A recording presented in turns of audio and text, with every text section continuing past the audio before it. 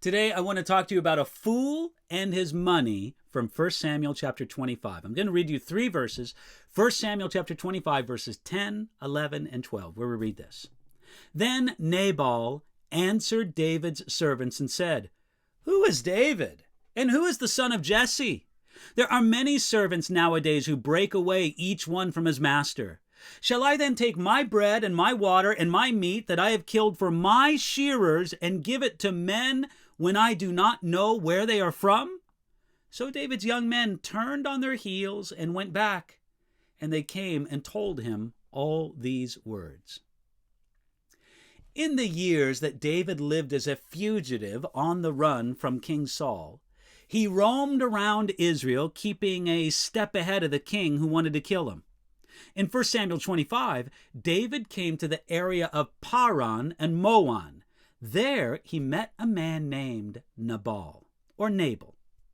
He didn't first meet Nabal directly. Nabal was a wealthy man and had many servants watching over his livestock. David had many men following him. At first, David's men came into contact with Nabal's servants. In a time when the Philistines and many bandits troubled the land, David's men provided Nabal's servants and flocks valuable protection, and they did this for many months.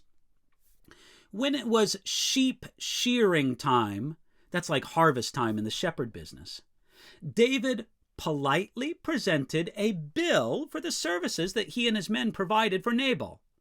It might sound strange to us, but in that time there was really nothing unusual about what David did and how he did it. What was unusual was the way that Nabal responded. In an insulting way, he refused to pay David.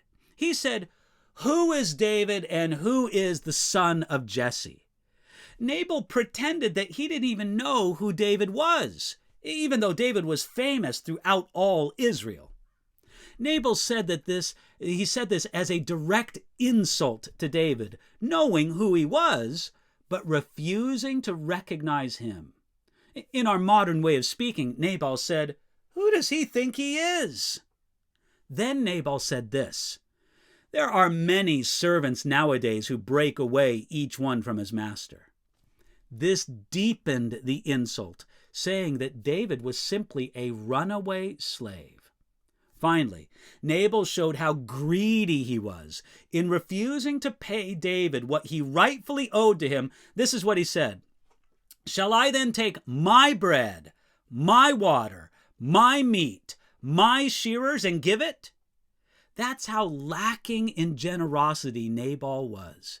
He looked at everything as his instead of everything he had belonging to the Lord. True and biblical generosity doesn't think, "This is mine and I will share it with you." True biblical generosity thinks like this, "All that I have belongs to the Lord, so you can have some of it also."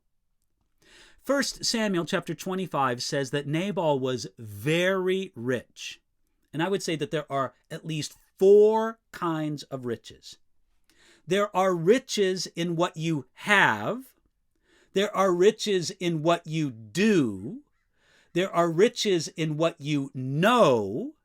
And there are riches in what you are, that is, riches of your character. Nabal was a very rich man, but he was only rich in what he had. He had the lowest kind of riches. The name Nabal means fool. Nabal was a man who lived down to his name. Hey, look, don't be a Nabal.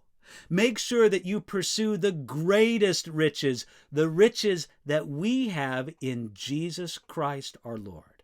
Understand that all you have is God's, and find a way to show some true generosity.